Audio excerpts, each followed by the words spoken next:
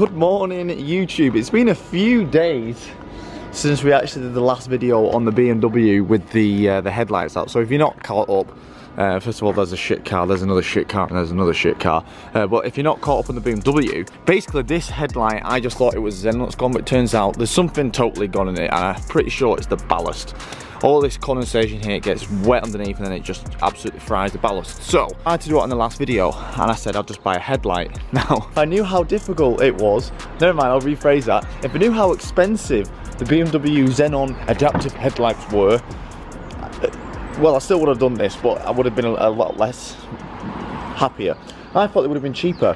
One headlight usually charges £200. Everyone was charging 200, 250 for one singular headlight. But I found a guy breaking one, and really nice dude, but I got him cheap. And I got two of them. So there is the one. That's not the one we need. There is the one we need.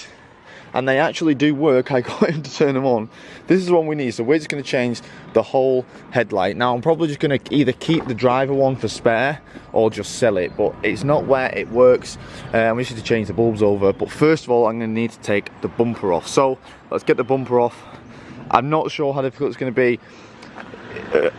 I'm not sure how difficult it's going to be. Now the annoying thing is, my phone is actually upstairs on charge. Now, I need to do that because my phone is totally broke. I've had a nightmare the past few days with upgrading my phone.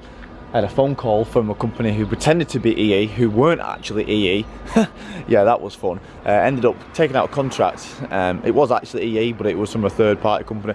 It's a long story short, I had to send it back. Now my phone will not charge unless it's on a wireless charger, and I need to drive to Stafford later without any charger. So it's upstairs. I'm going to be, long story short, I'm going to be doing this job without any help from Tinternet. So yeah, let's just crack on because I need to drive to Stafford later without any charge. I'm gonna get to the point that I was last time, back of the wheel arch out, and then hopefully we can do this without taking the wheel off. Alright, that is one out. So now we've got to just guess. So the plan is I'm just going to take off every bolt I can see, and then obviously just start pulling and then see where it's still attached. So obviously there's some Torx ones here. Under here going to be a little bit of a guess, but still gonna send it. There we go. So this side was harder but easier because this side was this. I don't think this had ever been taken off, so there was so many clips.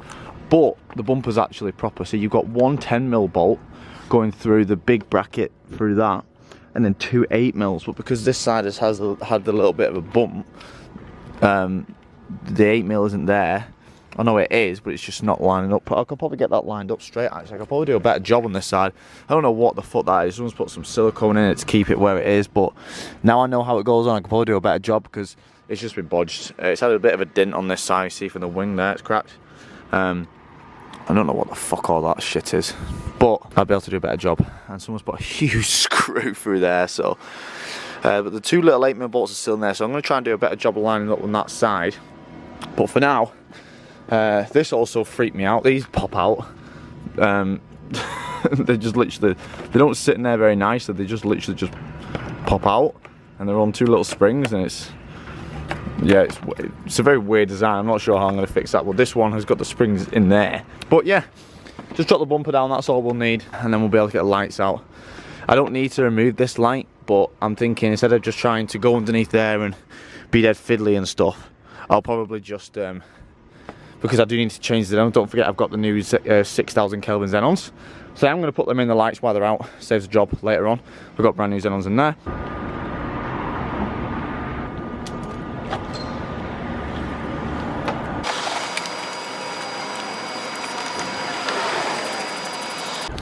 Right, so a little bit of fidengling and fanoodling.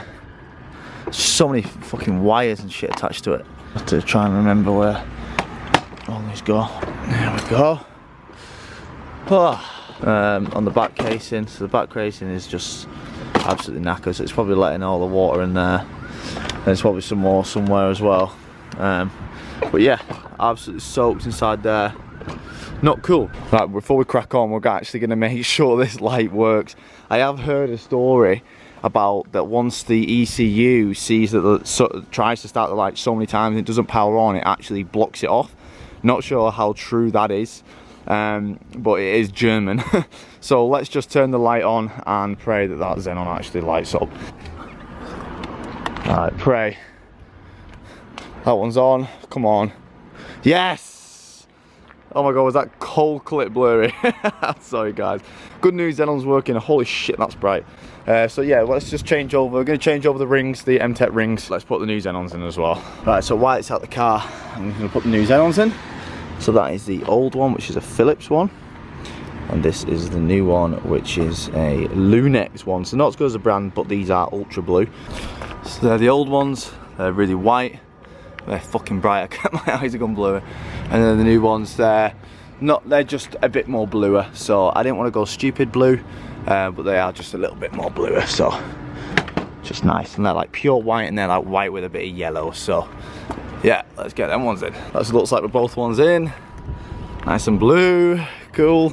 Still gonna have to get the LEDs for the angel eyes, because they are a little bit more yellow than I want, but it's starting to look a little bit dark. So let's quickly put this back together. When I say quickly, not gonna be quickly, because look at how many bloody bolts everywhere there are, and I've still got to do something with that, and I've still got to put these silly springs back in.